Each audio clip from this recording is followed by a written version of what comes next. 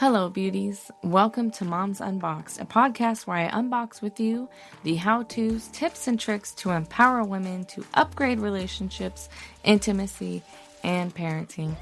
I'm your host, Melanie Caroline, a multi-dimensional woman, life coach, lover, and mom who's made a lot of fucking mistakes. If you want to live a sensual and liberated life, you've come to the right space. Don't forget to follow Moms Unboxed because you don't want to miss an episode. Hello, and welcome to another episode of Moms Unboxed. How are you mamas doing this week? Please let me know at Moms Unboxed on Instagram. Yes, if you're wondering, it used to be Moms Unboxed podcast, but I have made a transition, and you can find that story on my Facebook, Melanie Caroline, or Moms Unboxed, where I am building a community of mamas who are ready to live a liberated, sensual, and unboxed life by evolving and expanding our relationship, intimacy, and parenting. And speaking of parenting, this week we are talking about parenting in a hectic life.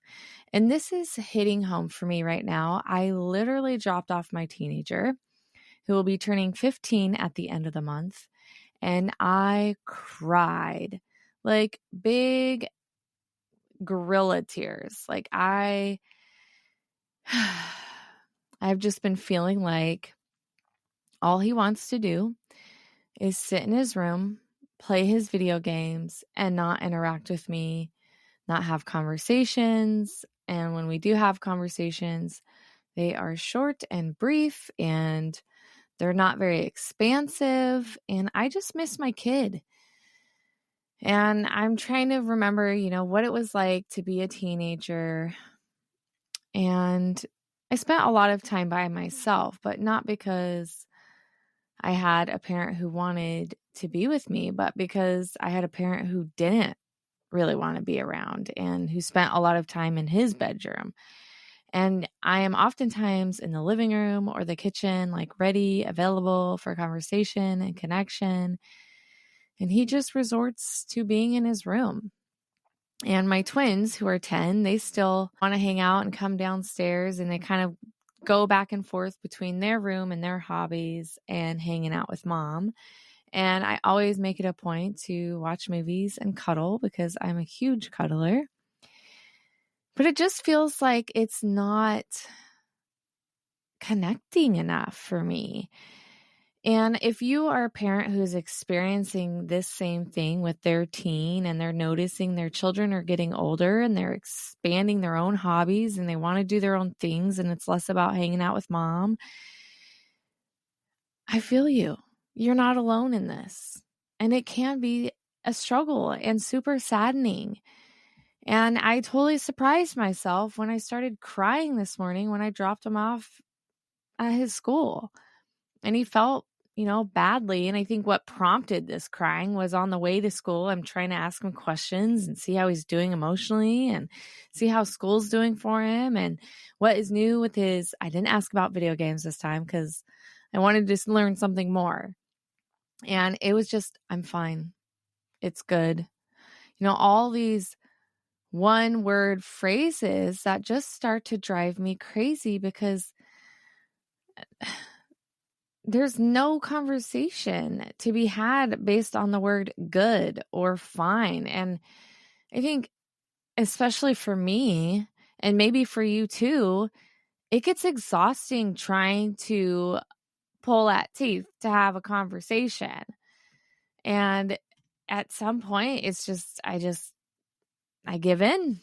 When my son would come home from high school, I'd say, hey, let's connect after school and meditate together and talk about your day. And he was so resistant. And then he would start doing it a little bit more.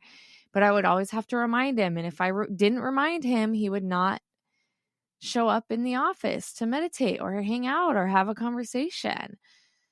And again, it just gets to be exhausting to pull at someone to engage. And so I really wanted to create this podcast, not from a place of I am doing this already and I'm really good at it and whatever. It's coming from a place of I need to fucking do this better. And if I need to do this better, and if I need tools and tips, and I know other moms out there also need tools and tips to create a little calm from the chaos and spend meaningful time with their children. And this is a practice of us moms going from doing mode into being mode. And I think as moms, we sometimes think that if we're doing things for our children, that's what makes us a good mom. You know, we're cleaning the house and we're cooking the dinner and we're taking them to sports and we're taking them to do activities or we're buying them this thing.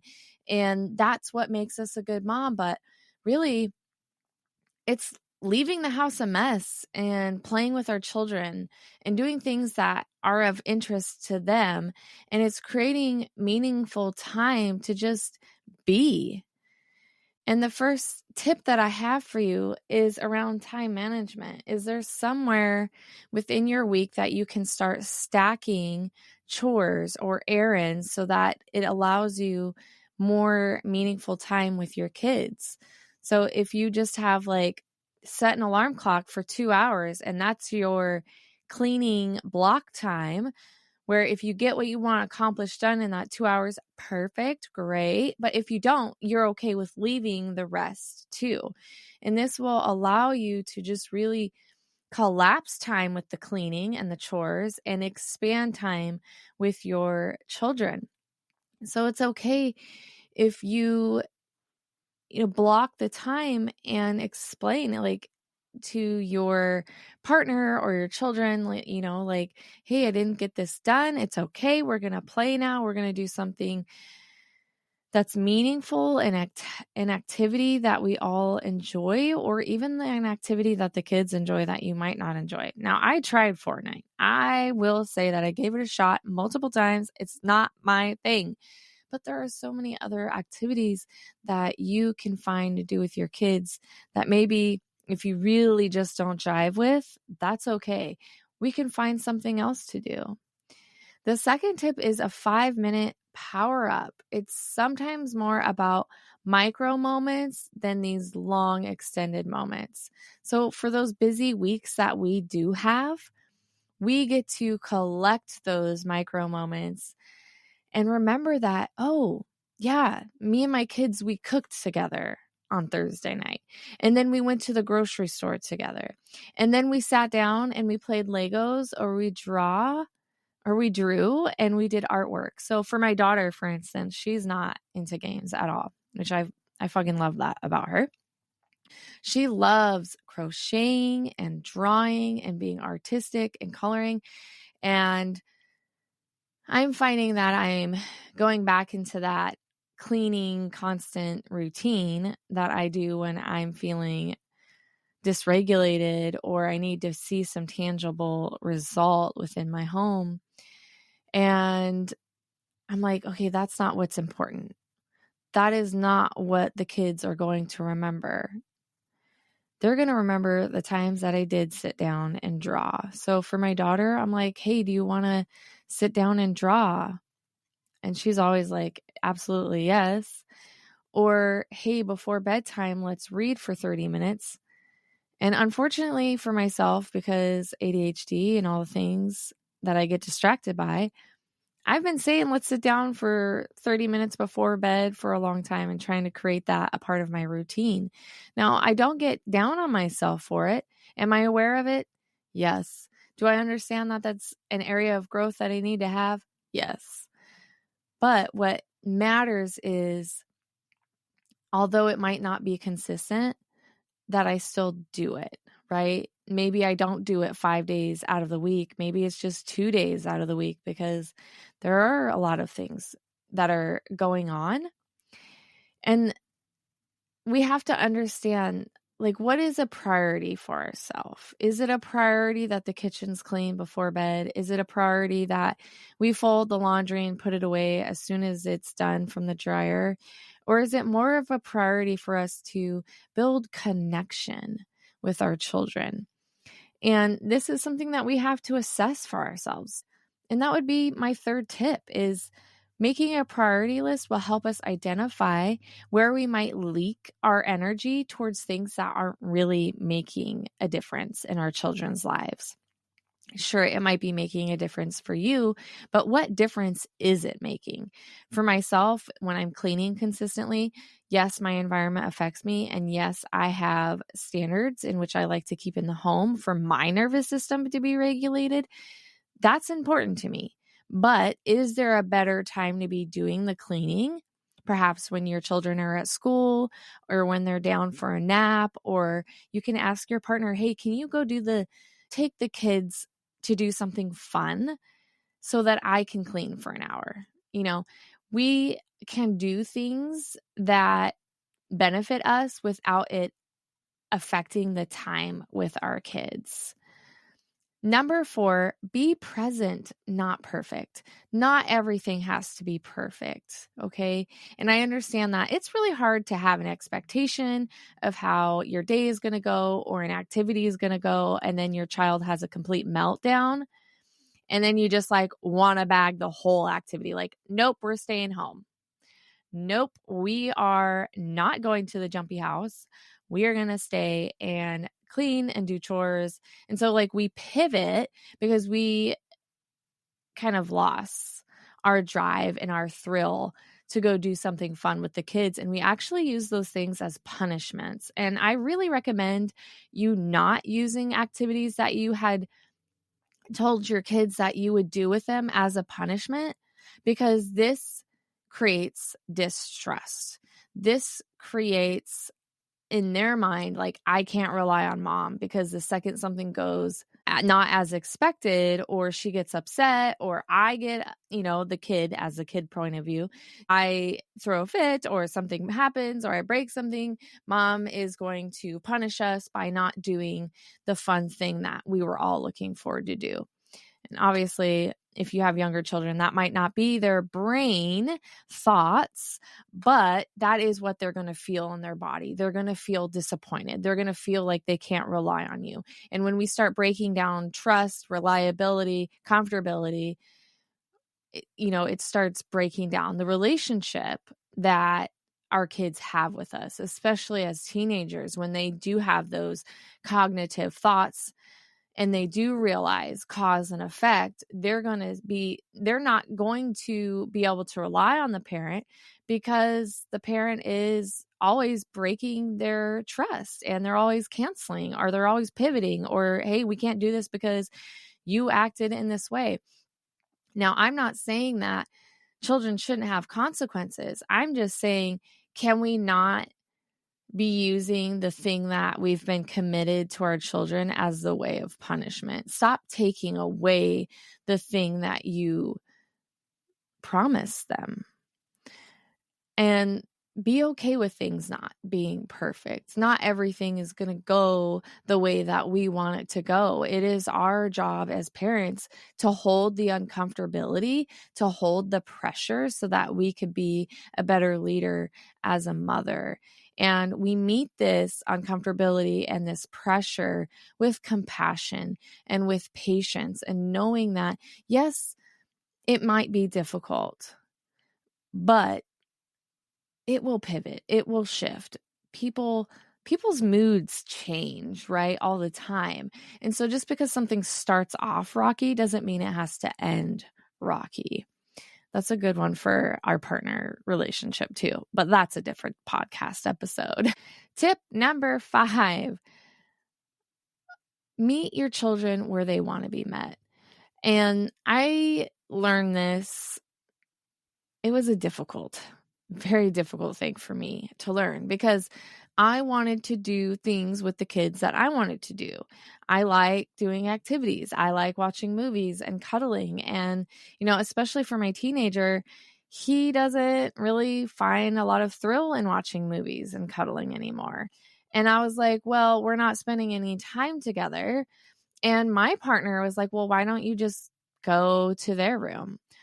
Or even my stepchildren, I wanted to build relationships with them, but like one of them especially, he never comes upstairs. He's always hanging out in the basement where his room is and where his computer game is and all the things. And my partner's like, well, why don't you just go downstairs and hang out with him?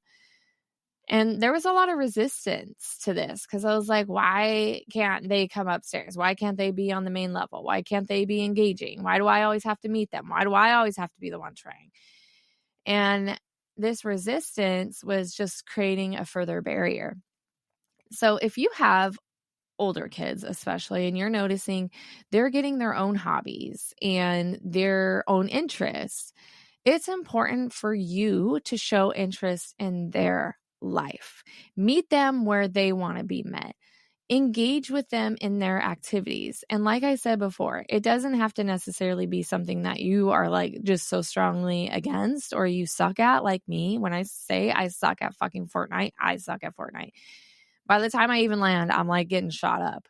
So I will watch my son play Fortnite, or I will ask that we do a different activity completely. Like my youngest twin, he has a love for soccer, and I want to enjoy that sport with him because that is what lights him up. And when we meet someone where they are met, this creates deeper connection. This shows that, hey, mom is actually really interested in me as a person and who I'm turning into and what my hobbies are and what loves that I have in my life. She wants to get to know. And this creates open connection, further communication, and established trust. And I love that for us. We should be meeting our children where they're at. Just like when they were younger, right? We play with the baby toys with them. They're cute, they're cuddly, and we do the things that create them to laugh and to smile. But as they get older, it's like we're in our own little world and we're running the errands and doing the chores. And, maybe we pick up our own hobby because our children are older. But it's still important to help them understand that we still have interest in who they are and what they do and what they love. And tip number 6, connection through communication. This is so hard as kids get older. Like, I am so done with one-word answers. Like, I literally am like, no, I don't want to hear good. I don't want to hear fine. Tell me something that you learned today. And then they'll tell me something. Tell me something that made you laugh today. Tell me something that you and your friends were talking about.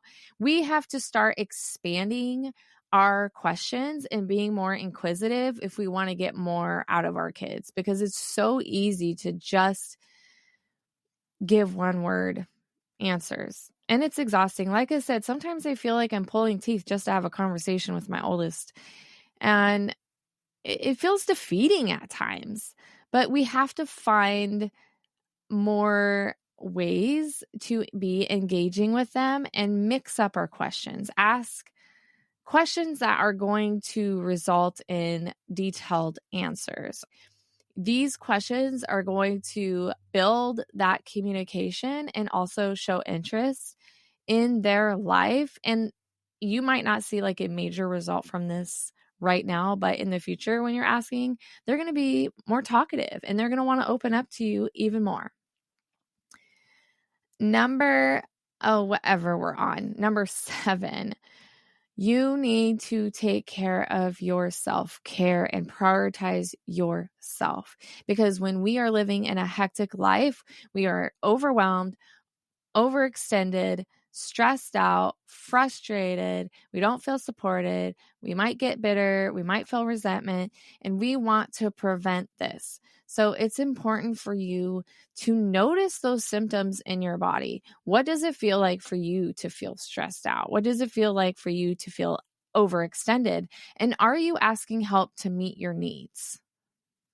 If you are tired of being the one to do the dishes, to do all the laundry, this is me, the laundry. I fucking hate doing all the laundry all the time. I am always doing laundry. And at one point I was like, Donnie, I really need you to help me with the laundry. I'm tired of doing laundry. It's never ending. It's always cycling. And honestly, I can't keep up with it. And it's distracting me from my work. And since I work at home, there's always distractions for me. And so he literally started taking some responsibility of the laundry. Now, I find it hilarious because I do my laundry like in steps, like washer, dryer, fold, put away, like literally all in one day.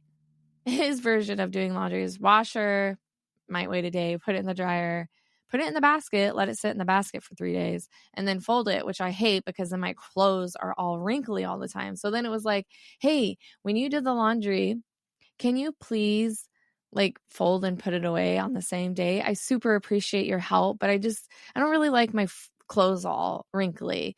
And so he's gotten a little bit better at doing that. You can ask for help. You have that ability. And if you feel like you can't ask for help or you feel shut down when you express yourself, that's a whole nother topic that you need to talk to your partner about. You need to investigate why you don't feel supported, why you feel unheard, and see that you can bridge that gap with your partner, because it's important for you to be able to feel free to have some you time without the kids, without the chores, without all the things, so that you can regulate your nervous system, so that you can expand love and compassion within yourself, because this in turn extends to having more patience for your kids and more patience to do the things that they want to do. And you will actually feel like you have space and time and energy within yourself to do the things that are going to help you and your children connect more. We are all living a hectic life in one way or another, but there is opportunity to slow down. And these are why these tips are so important. The other tip that I wanted to talk about is creating a calendar. Really schedule in time to be with your children, especially if you're a mom that lives by your calendar. I'm putting in my calendar, taking my son for a date. Where are we going? We're going to go to the museum. I'm going to spend time with my daughter today. What are we going to do? We're going to draw. This is something that I really want to get good at right now. Like, I don't need to wait till the new year, but right now, really scheduling out the month. And I did really good for September, October, November fucking slipped away. December, I'm going to sit down and I'm going to be like, okay, what dates can we go on as a family? Because especially now that it's Christmas time, the holidays, there's so many different fun Christmas light activities that I want to do. We're going to have some family dates this month. And then starting this year or this coming year, I'm going to schedule in one-on-one dates with my kids and then time for us, because it's super important for me. And there are times where days just slip away from me, weeks and months. Just this year alone just went so fast. Do you agree with me? Hit me up at Moms Unboxed on Instagram. I want to hear from you. How does this resonate with you? What things do you want to do starting next year? Whether it's stacking your chores, your errands together so that allows you more time to do with your children, or looking over your priority list. Where do you want to pivot your priorities so that you have more time with your children in this hectic life? Do you meet your children where they're at? Do you want to improve that? Do you want to hang out with your teenager more in his room and do things that are interesting to him? And do you want to improve on the questions that you want to ask your kids after they're done with school so that you can stop getting one-word answers? Because we all know it's exhausting to pull at someone to have a conversation with you. These are all really important. Do you want to improve on your self-care? And if so, what does that look like for you? These are all things that you could be asking yourself right now and creating a very intentional plan for 2026 and creating a context. What does the context that you want to call in for next year? Maybe it's a word like abundance. So abundance is creating more time with your kids, providing more activities for your kids, spending more quality time with your kids so that they feel in their heart and their soul that you're living an abundant life, and not an abundance of like materialistic shit, but of memories, of time and space with each other.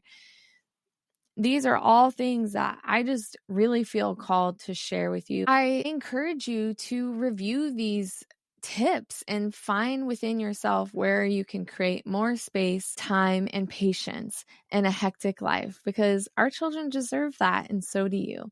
I love you and thank you for tuning in this week. I hope you have an amazing week, and don't forget to live a liberated, sensual, and unboxed life. Until the next time. Thank you again for listening to Moms Unboxed. Please don't forget to share this episode with all your mommy friends and follow me on Instagram at Moms Unboxed Podcast. Tune in next Thursday for another juicy episode. Until the next time, sunshine.